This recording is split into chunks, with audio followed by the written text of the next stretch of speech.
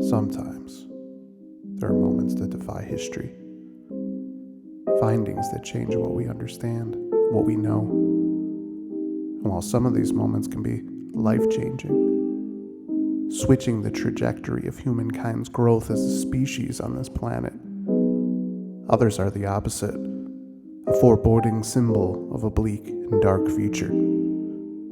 Many people have lived through both, from world wars to Pax Romanus, from the plagues of the Middle Ages to modern medicine, from natural disasters to breathtaking phenomena. There are times we have no choice, another force out of our control that takes the reins and makes us all spectators, hoping to survive or to come out on top. Others, these events are of our own making, as our lack of understanding leads to bad decisions and sometimes forbidden knowledge. That is where one particular artifact comes into this picture.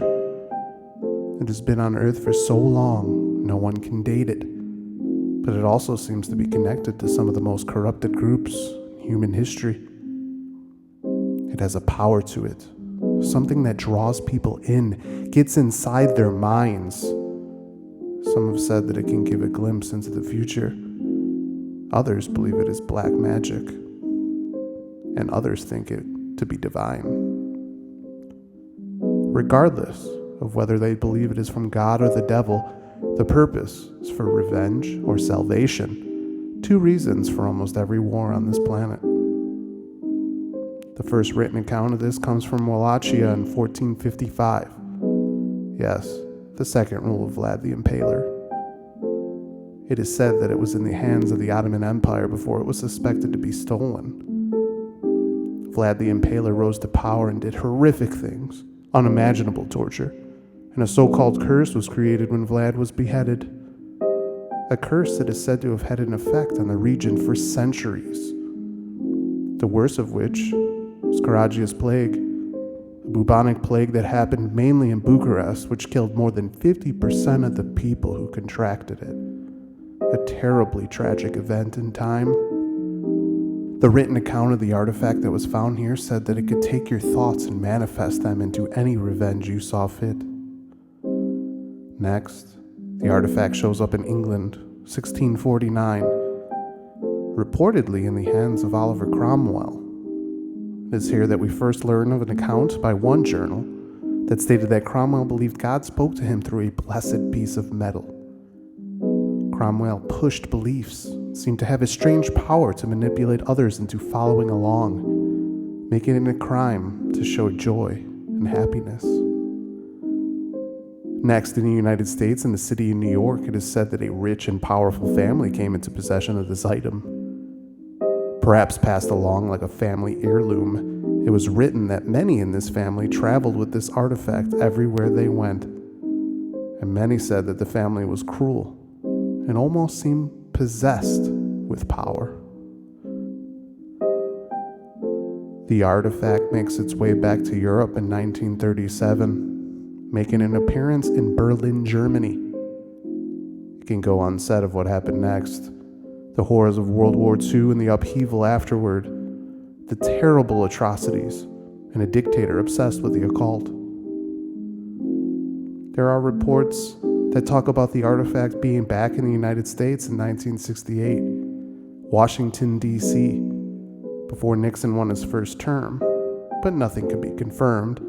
A lot of secrets being held in shadow government agency files. Of course, the artifact is said to have disappeared in 1974, right before Nixon resigned, but that cannot be confirmed nor denied. And while these are just a few places this item is said to have been, the trail went cold. The whereabouts of this artifact are unknown, as it seemed like nothing more than a myth to explain the darkness of humanity. That is, until now.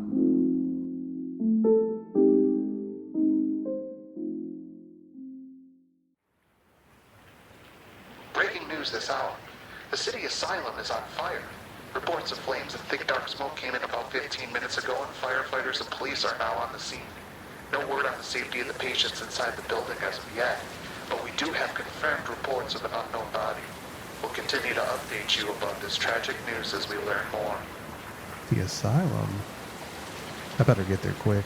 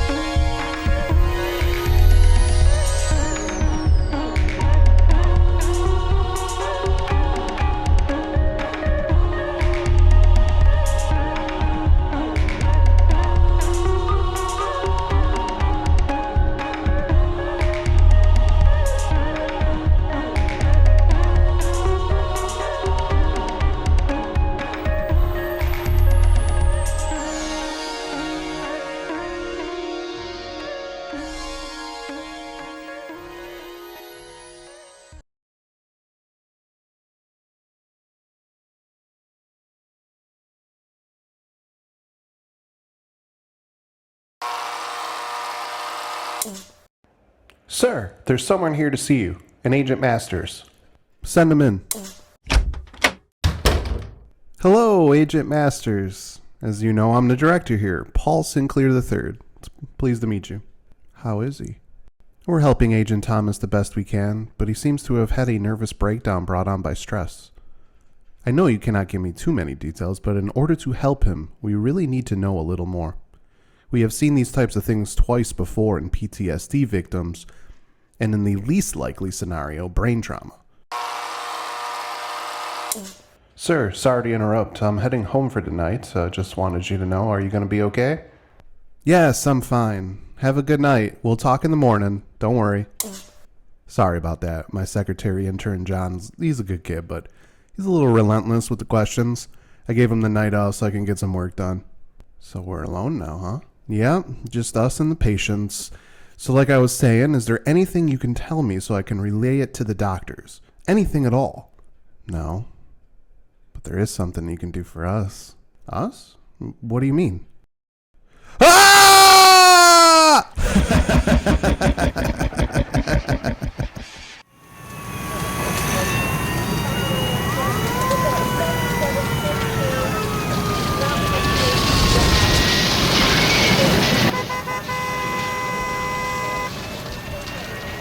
Mario, I don't care what your deadline is. You're not getting into this scene.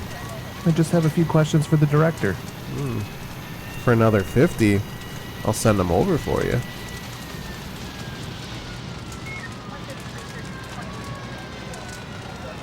Hello.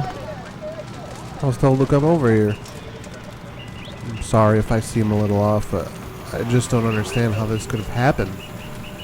I have no information to give you about it. I've already been questioned by the police. Paul, come on. I just want to know about the agents. Give me your thoughts on whether you think it was actually PTSD. Like I said, I cannot give you information. Do you want me investigated for PHI violations? Come on, Paul. I have a feeling that this fire is not an accident. To me, it seems like someone is covering their tracks. So if you want justice for this, however high up it goes, I need answers. I don't know what you mean. Paul, did you notice anything strange the past few weeks? Anything at all? I don't know. Well, there was that phone call. Phone call? Yeah. Someone called. Said something about coming to a mansion for a meeting, something like that. I don't know. It seemed like it was a prank. I just put it out of my mind. Thank you. If I need to speak again, I'll contact you. I think I know someone who could help us both with this information. Who can this person be that called me? They wanted me to come alone. It could be a trap, but I have to know.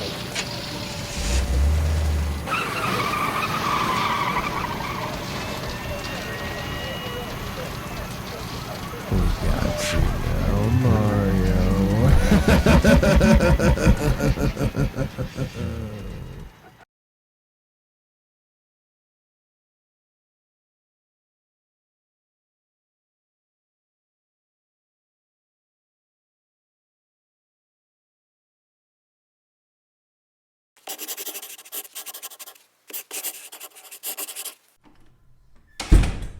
Second Lieutenant Michaels reporting, General Thompson, sir. At ease. Sir, we have some good news and bad news. Give me the bad news first. It seems former President Nixon has no idea the whereabouts of this artifact that was stolen from the White House over a decade ago. In fact, he made it sound like he had no idea. But we know for a fact he went to China recently. Yes, I know. He's a liar. Nothing new there. A disgraced leader who lost his power. We, of course, bugged his car, room, had a spy in China follow him. He came up empty. Seems to be dejected, like he gave up. So the trail with Nixon has gone cold. That isn't bad news. It is very disappointing news. Please tell me the good news is better than that.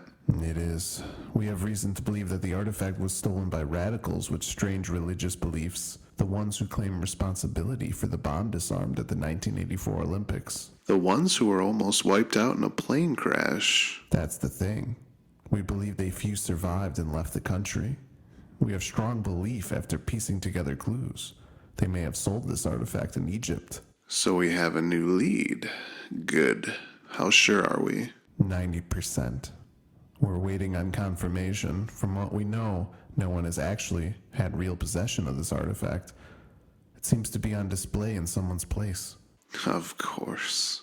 Idiots don't even know what they possess. Sir, if I may ask, what does this artifact do? That's a need-to-know basis only, Second Lieutenant. And you don't need to know. Dismissed. Okay. Goodbye, sir. I believe we found it, and you might already be there. Where is it? Why, Egypt, of course. We're pleased with your work. You'll be useful to us. As long as I can be the one to destroy the last of the Order. Soon, we must capture him first. And in another time, things are already in motion. The next time you hear from us will be when you catch up. In the meantime, have fun playing human. Destroying their minds is so much fun. Yes, I think the people in this outfit are ready for some bad dreams. It'll help me prepare for the fun I'll have. Destroying the Order once and for all.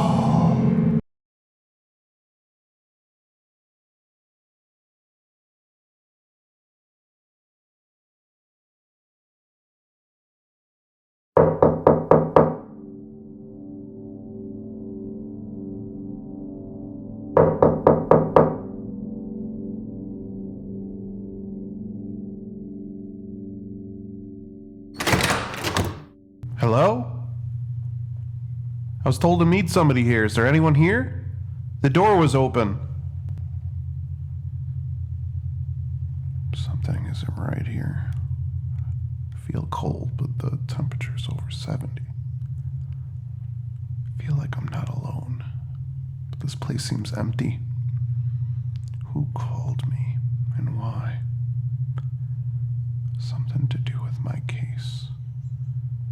But it may be a trap. Think, Mario, think.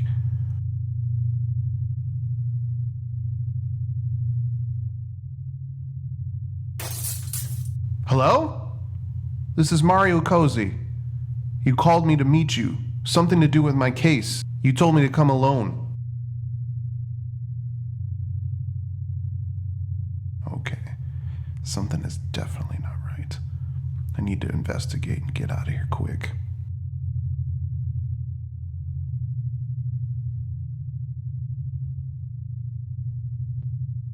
A journal with what police say was insane scribblings of gibberish found at the scene. One of the entries just said the end is nigh. Another said, he is in my dreams. If I cannot stay awake, I won't wake up next time. He's coming for you too. But the spookiest entry of all said, if you're still reading this, you must beware the mansion. The cultists are waiting. No one knows what this means. These ramblings sound familiar. Wait a minute. Of course. They're similar to the reports of what the agents were saying in the asylum. And these entries seem to fit together. He's coming for you, and beware the mansion.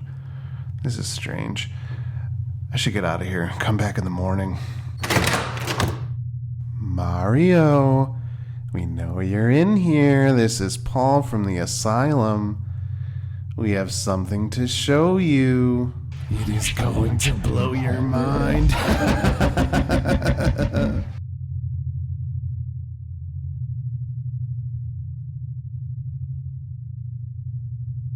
We want to help your case.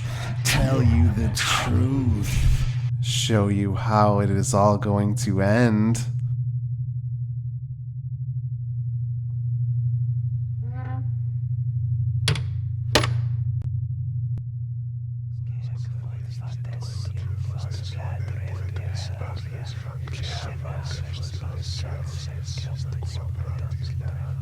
Democracia,